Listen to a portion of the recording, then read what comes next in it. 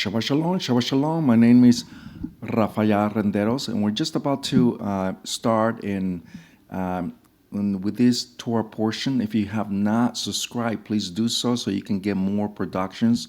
We're just about to launch again a new production very, very soon, within a day or two. So let's start off with a Parashat Tisa, which means you should bring up, and this happens to be the census. Now, once again, please take notes of everything that we will say on this parashat, this Torah portion, so that way you guys can get as much as possible of the Torah teaching. So let's start off right away. Parashat Tisa, start off with chapter 30 of Exodus, verse 1 to 34, verse 35. Yahweh said to Moshe, Ki Tisa, when you take a census of the sons of Israel and register them, each one upon enrollment, you should pay to Yahweh a ransom for his life, that he may prevent the spread of a plague among them at the time of the census. This is very crucial, brothers and sisters, because here, Kadosh Baruch Hu, Yahweh Sabaoth, is telling Moshe, to tell our fathers to do something very crucial, and that is to register them. Each one of them would pay a ransom of half a shekel. That half a shekel will do many things. First, they need to enroll them, meaning put their name in a piece of paper, okay, and make a count of every single person that are available to go to war. Why? Because our Creator, if you really think about it, our Creator is very with order. Just like when He made the heavens and earth, everything in order, He is a very precise Creator that wants always everything in order. Isn't it what is supposed to be in order in everything in our life? Problem is that we are so screwed up with this condition, with this system that we go with, that we think that's the way it is. All all scattered everywhere with no order whatsoever. If you really think about it, in the very beginning of creation, it says very clear that everything was a mess. What did the Creator did? Put everything in order. So once again, here we see how the Creator's passing this teaching to our fathers to make sure that everything is inscribed, registered, so that way they need to know how many are in each tribe.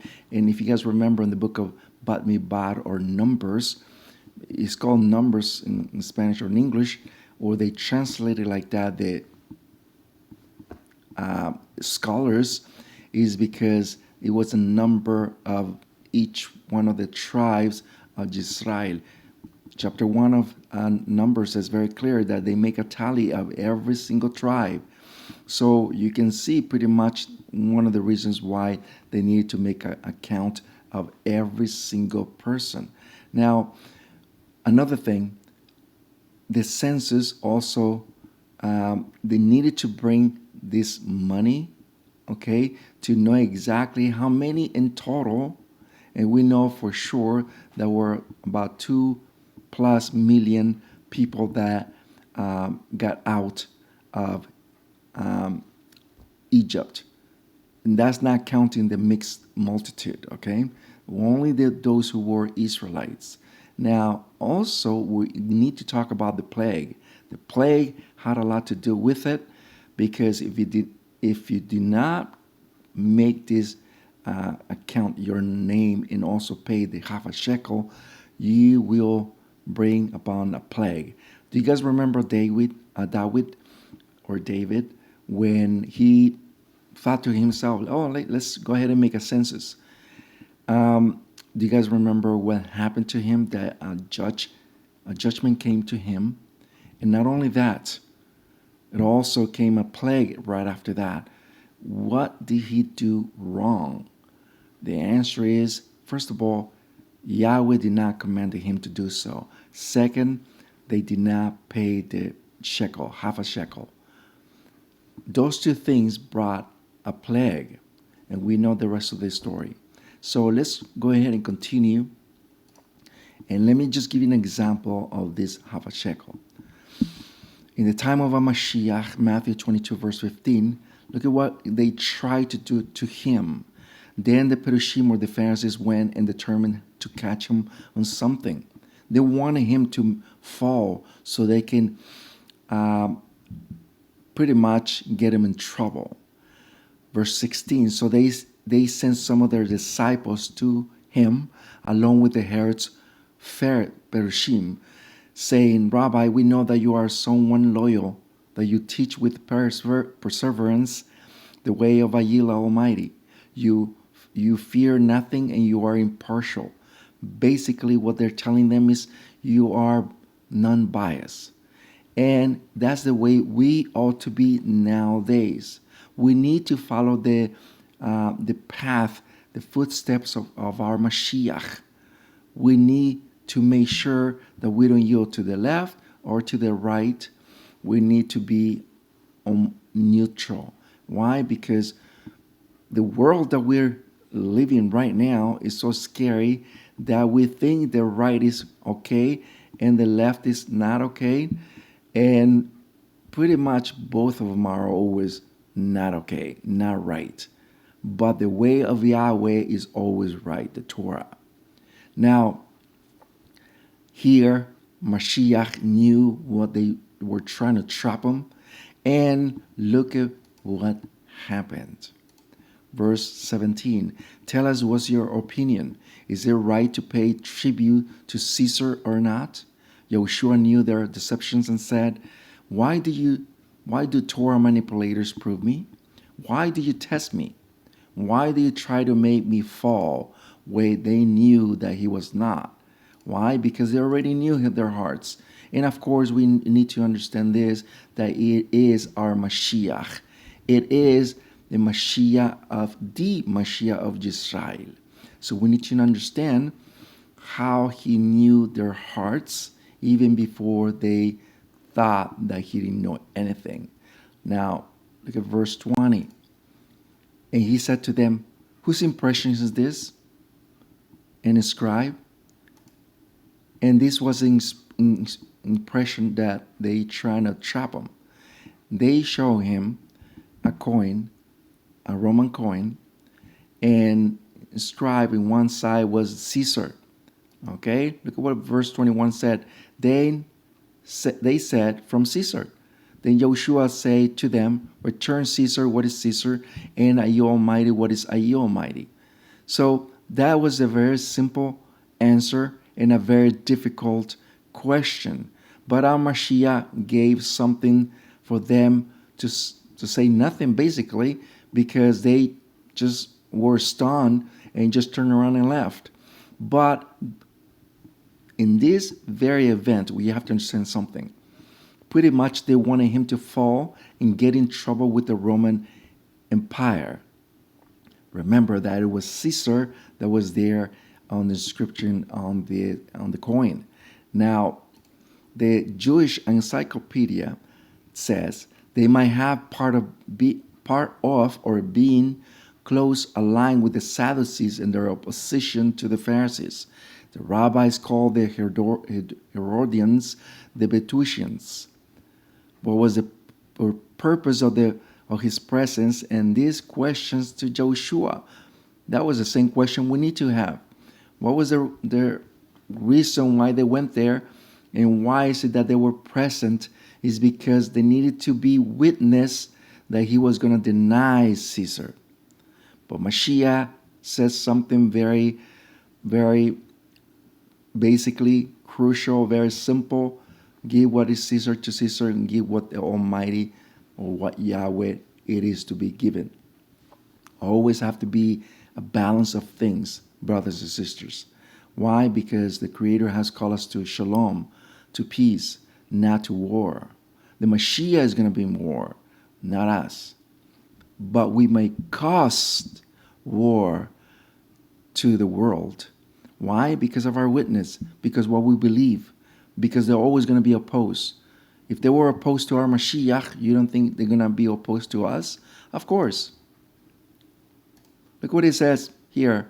The Herodians would have been quick to inform Herod of the slightest word uttered against Caesar, and superficially protect these Pharisees from being classified as Musarim.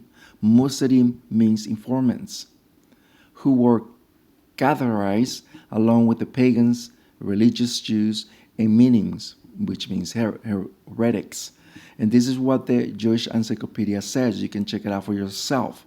Now, all this is basically how they needed to make him fall, get in trouble, get him in trouble with Caesar so they can stop his doing, which is spreading repentance, spreading the Torah, the real Torah, not what they had at that time, which is traditions of men.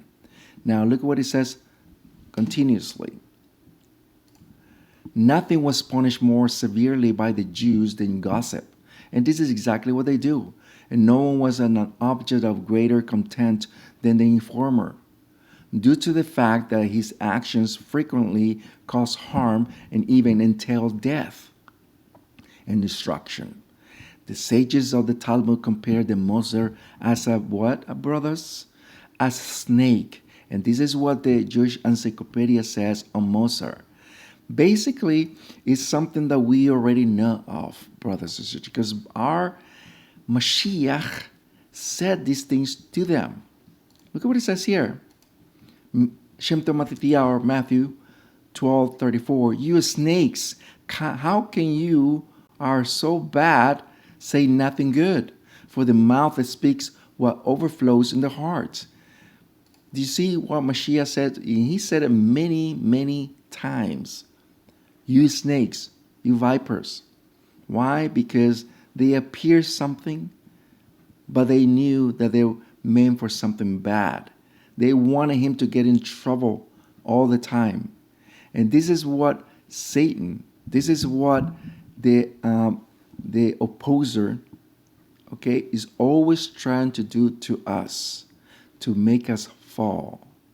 Always to make us fall, no matter what, with the authorities, and even sometimes with our Creator. Why? We have so many examples, brothers and sisters. So let's continue.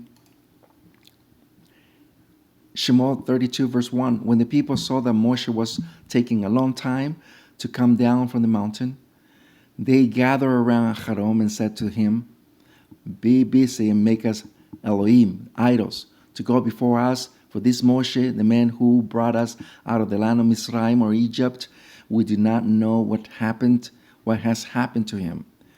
And exactly what they were doing. They were getting desperate, and they got desperate to the point where they asked Moshe's brother Aharon to make him a golden calf. This golden calf was the fall of our fathers, was the fall why the book of Leviticus came about. See, the problem was that if this would not happen, the book of Leviticus would not come. And you can read it for yourself in Hebrews. Remember what it says there? After 430 years, and there was an additional law. That was the book of Leviticus. And we can talk about it in another time because it will take longer. Now, when this happened, they made the golden calf, and they thought that they had it made because this idol brought them out of Egypt.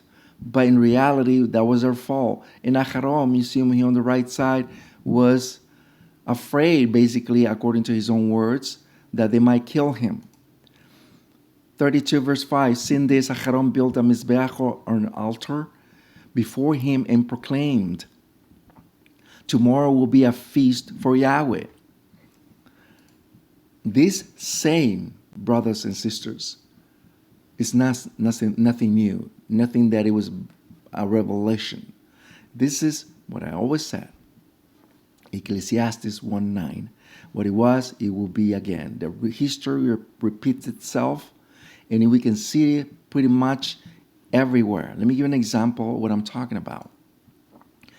In the King James 4:26, look what it says in basically every single Bible, quote unquote, says this. Shed also has a son who his name was Enosh, and at a time the people began to call upon the name of Yahweh. 4:26 of Genesis. Basically, and essentially, every single Bible will say this. Why? I don't think they want to tell you the truth. I don't think they want to tell me the truth. But it is your responsibility to search for it, to look into the original Hebrew, what it says there, and it's going to say something different. And let's move on, and let me show you what I'm talking about. Look at what it says in the Hebrew. And Shed also had a son, and they named him Enosh. Then calling in the name of Yahweh became something profane. Let me ask you a question, brothers and sisters. Don't you know that Adam and Chava or Eve knew the name of Yahweh when they were created, when they were in their perfection? Don't you think that they knew it? Don't you think that they invoked the name of Yahweh? Of course they did. It's just a rhetorical question, but we need to ask ourselves that question. They knew, our fathers knew the name of the Creator. So what does this verse tell us? And let me show you even more so. Look at what it says in the Targum Yonatan, which is the Aramaic version of this. Look what it says very clear. And Shed also has a son and called his name Enosh. That was the generation in those days, in whose days they began to err and to make themselves idols, and surnamed their idols by the name of the word of Yahweh. Exactly what we see over there with Aharon, with the people, with our forefathers. They made the same thing they were doing it because they did it before. They made this idol and they call him Yahweh. Do you know, brothers and sisters, that today, even to today, there is an idol that is called Yahweh? That's how profane you can look it up online or Google if you want, and you will see how they are profane the name of the Creator to make the little tiny little idol the Creator of the heavens and earth. How dare you to put the Creator of everything, that nothing can fit this little thing here? How can you do that? But they did. And they did it over there, Mount Sinai. So no wonder why the Creator wanted to eradicate them, make Moshe, and bring another generation because of that, because of what they did. No wonder why. Now, these 10 words that we see here were basically the ketubah. The ketubah is basically, essentially the wedding or the marriage contract. This marriage contract, let me just pause here just for a few seconds, want you to write this if you can. Every marriage contract has its vows, has its sayings. One is changed to the other, and the other one is changed to the other. Every marriage has it. We all gone through. But what it is that we need to understand that our Creator is doing the same thing. He's bringing the 10 words as the marriage contract. I will do this for you, and you will do this for me. And what does our Father said? Look what it says. Kol asher diver Yahweh na'aseh. Kol asher diver Yahweh na'aseh. Which means, 19 verse 8, and all the people answered with one accord and said, we will do all that Yahweh had said. That's what it means. And Moshe, Yahweh bore the words to the people. Now, Moshe did this. He happens to be the witness. Okay? Remember that in every wedding, there's always have to be witnesses. At least according to the Torah, it has to be 3 or more, right? To make something correct, something right. But Moshe is only one. What about the other 2? Yahweh said, I put heavens and earth as a witness. That's 3 right there. So once again, we will see that there is an actual marriage here, a wedding here that is about to take place. But remember, our fathers sinned with the golden calf. What happened? What happened to what Moshe did with the ketubah, which is a marriage contract with the 10 words? He basically broke them. Why did he break the 10 words, the tablets? Why did he do that? And the answer is, if there is no contract, there is no wedding, there is no marriage. But if he would not break those tablets, our fathers would have been dead. That's pretty much and simple. But because Moshe did this right away, our fathers were forgiven. And that's what Moshe said, let me go out there to see if I can redeem you. Let me see if I can do that. And he did. Because there weren't, remember that he remake another 2 tablets, pair of tablets, because he renewed the contract once again. So 32 verse 7 of Exodus, Yahweh said to Moshe, come down, hurry up, your people whom you have brought out of the land of Mizraim, Egypt, have become corrupt. I want you to see this, and look at what it says here, your people. And this is going to see, you will see this pattern more than one time, where Yahweh, after our fathers have sinned, he said, your people. There are your people now. But what about before? Our Creator always said, my people, bring them out, my people. But after they sin, that's your people, Moshe. You brought them out, you take them.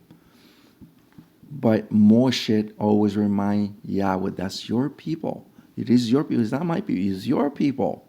So they were going back and forth. Now, the question that we need to know nowadays, and it's something that we need to do research. Actually, I'll put a link into, after the Torah teaching, a link to a video that I produced, and is the star Remphan. That golden calf has another name that we don't know about, and that's basically this one. It is the Moloch or Kiyum. That's the star Remphan, what they call it today, the star of David or Shalom or Solomon. Basically, is not. It's never have and never will. This one is also known as Moloch or the owl. And is essentially something that the United States has been doing for a long time, worshiping the owl or Moloch. I'm not making it up. I guess by now you guys should know all this Illuminati thing going on around the world. Yes, it's all part of the secret societies until now. And they've been doing it for a while. If you don't believe me, grab $1 and look it up in the upper right corner. Zoom it up with your phone. Grab the camera of your phone and zoom that upper right corner, and you will see an owl. Essentially, it's something that you can actually see, and there's more to it, but because of time, I won't be able to show you all that. The head of a bull is encased in a 6-pointed star surrounded by letters that make up the name of Rempha, the planetary genius of Saturn. The bull represents the worship of Moloch and ultimately the worship of Satan. You see that? Here, once again, this golden calf is basically Moloch. It's also the god El. He has many names, brothers and sisters. And it's something that we need to take in consideration what he's been doing until now. This Moloch, remember that Yahweh was very angry because the northern kingdom, even the southern kingdom, they were offering their kids to Moloch, burning their children. And it's something that has been happening, especially here in the United States. are being offering babies to Moloch. What are you talking about, Rapha'Yah? Basically, something that you can see in the clinics of abortion. That's the altars of Moloch, offering the children to Moloch. Now, a lot of people tend to believe that life starts when the baby is born, but that's not the case. It's far from the truth. We showed it last time that life starts in conception, and we show you it's proven by even by science that when the ovule, the egg, it's inserted by the sperm, you can see that there is light coming out. Okay, we showed it last time, and we know for a fact that the book of John in the YHWH, it says that life became light, or the light became life. We can see it pretty much everything that is always an evidence of everything. So all this idol and sacrifices our fathers did, it is something that we need to take in consideration of what we have believed until now. Amos 5:25. Did you bring me sacrifices and offerings in the wilderness for 40 years, house of Israel? That's the question that Yahweh said to our forefathers, the house of Israel. Did you bring me sacrifices? But what kind of sacrifices? Because if you read the very next verse of that chapter 5, verse 26, that's 25. 26 says, you brought me the star Remphan. Read it for yourselves, right there, chapter 5 of Amos. You brought me the star of Remphan, and you sacrifice and you worship it. Exactly what's happening today. The Star of David is nothing but a hexagram. It's nothing but an idol. It's nothing that, once again, their history repeats itself. It's a symbol of the pagan El. It's a symbol of the bull. It's a symbol of mark of death. Now, let me just show you a little bit. Once again, all this star comes even from before the flood. It's basically Saturn, in other words. Let me just show you real quick. The hexagram is a symbol of the Jewish people that was offered by Jesuits in Vienna in 1648 at the request of the German Emperor Ferdinand III, who wished to assign the flag to honor of the crypto Jews of Prague for the help of the 30 Years' War. And exactly what happened, and exactly what they have been doing it for years. But once again, the star is never been a sign or a symbol of Israel, but rather the symbol of us, the Israel, is always been the menorah. The 6-pointed star hexagram is a curse mark, no matter what name you might give it. This David's star, Solomon's seal, double triangle, David's shields, etc., etc., etc. All this is nothing but a curse mark. Now, let me just pause here for a second and let me just give an example. Especially in English, every witchcraft, every witch that is summoned and make a spell and cast a spell, they're always going to put a mark of death or a curse or a spell, okay? And they always say this saying, I'm going to put a hex on you. What do you think is that? A hexagram. That 6-pointed star. A hexagram. Now, we're going to finish with this. Chapter 33, verse 18 of Exodus. But Moshe said, I beseech you to show me your kabod, your splendor. He answered, I will open or cross my goodness before you, and in your presence I will pronounce the Beshem, the name of Yahweh. Moreover, I will show Hanan, mercy, to whom I show it, and manifest mercy, Rechum, to whoever I manifest it. He implied here, Yahweh, to Moshe, that it's not what you said, it's what I said and what I show mercy to. I will show mercy to you, but I will not show mercy to these people who have sinned. But even though he was about to eradicate them, to kill them, he still have mercy, brothers and sisters. No wonder why the Torah says this, that Yahweh has mercy, has rachem, have chen, which is favor, for 1,000 generations, which means that you and I will never, ever, ever understand what that means. Why? Because we are humans. We never understand that concept because Yahweh is like that. Let's continue reading. Exodus 33 verse 20. He said, but my face you can't see because a human being can't look at me and stay alive. This is a precision stating Yahweh to Moshe that it was impossible for him to see his face, but he was going to show you something else. And let's look into the Hebrew concept. But let's look at the flip side of this.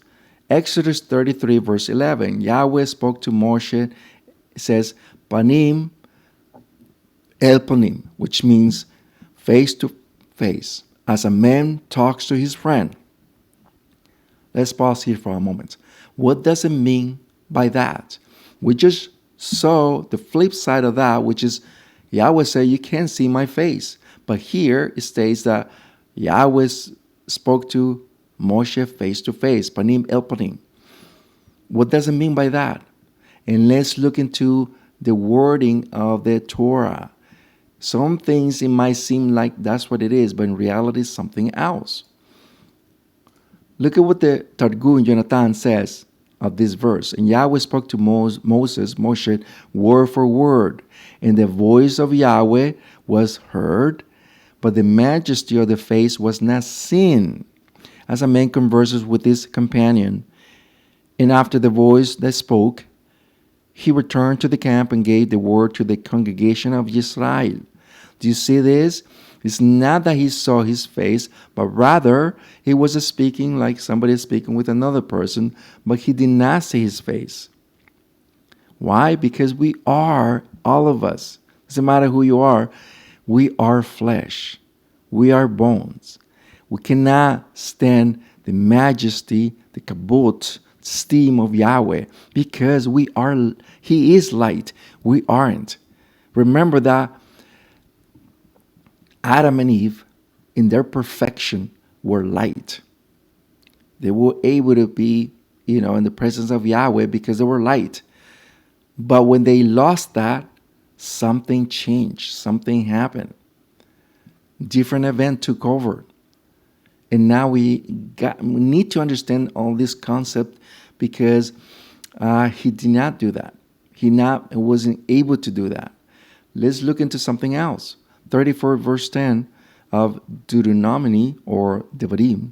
Since that time there was not arisen in Israel a prophet like Moshe, whom Yahweh knew face to face, panim el panim. What does it mean again? What we just saw, that he spoke to him word for word. And let me just give an example of these sayings or these phrases. Do you guys remember that when it comes to Aaron, Miriam, and more prophets, Yahweh convey his word to them in a different matter, in a different way. Let me give an example of Aharon. Remember when he went into the Mishkan, to the tent of the meeting, and he needed to put the Urim and Tumim, okay? And so Yahweh can convey the answer that he was looking for. That was one of the ways how Yahweh communicated with Aharon. Miriam and the other prophets was through visions, through dreams, but Moshe was word for word. When he needed to talk to our Father Yahweh. He just went into the Mishkan, to the tent of the meeting. And he needed to ask these kind of questions. But unlike Aharon, when he went once a year, that was once a year, Moshe could enter any time that it was necessary to him to ask questions, because it was need to. Only Moshe. And that was the difference between him and the rest. Now, look at what he says here, and let's change a different gear, connected to what we just saw, but it's connected to someone else. 63 verse 9 of Isaiah or Ishiyahu, in all his afflictions he was distressed. Then the Malach Penai or Malach Panim, the messenger of his face, saved them. And his love, his Chabad, and the Chemlach, clemency, he redeemed them. He had raised them up and led them through the times of old. Here is essentially talks about someone that we know of. He's the Mashiach of Israel. He is the Malach Panim.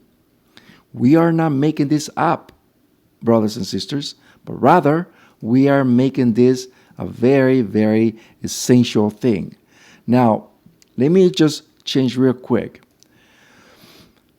Exodus 33, verse 14, he said, my face, my Panai, will go and give you rest. Yahweh said to Moshe, and the reason for it is because he is stating this, making him known that, remember that previously he said, my face will not go with you to the desert. It's not going to go with you. He said, he conveyed these words to the whole people, to all our fathers, and they were sad. They were literally sad. They all took off their jewelry, okay? And from that moment on, they stayed without the jewelry. Their gold around their neck, everything that they had, all the silver, everything that they had, all the adornments, they took them out because they were sad. They were like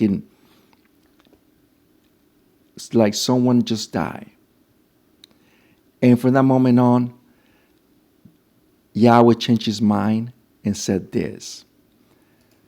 33:15, he said to him, if your Panai does not go, do not bring us up from here.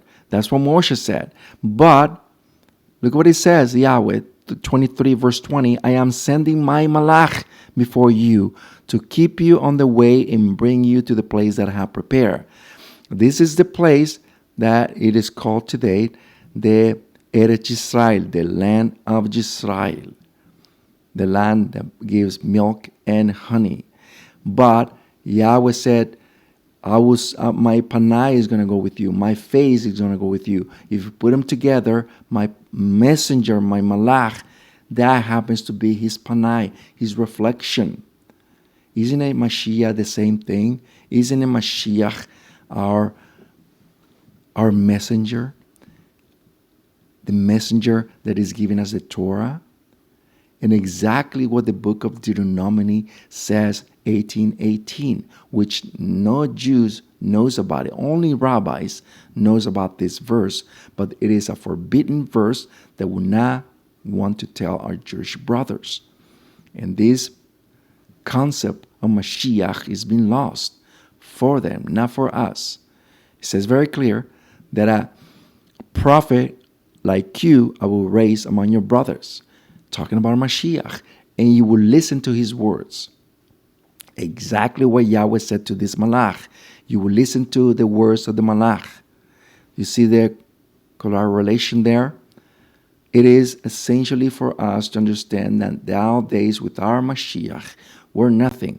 Even Mashiach said it himself, without me, you're nothing. Our Mashiach is our Peretz. Our Mashiach is the one who's going to bring us to Eretz Israel when he returns. In the meantime, we need to convey the words of our Mashiach, the Torah, the living Torah, to every single soul around the world. We are the northern kingdom. We are Ephraim. We are the house of Israel. We are the Nazarenes. we need to convey these words so we can spread, so we can restore the emet before the Mashiach returns. I'm Moreh Rapha'Yah. We'll see you next time. May the Creator give you blessings and we bring us back once again next time. And may the Creator give you favor in the eyes of Yahweh. Shalom, shalom.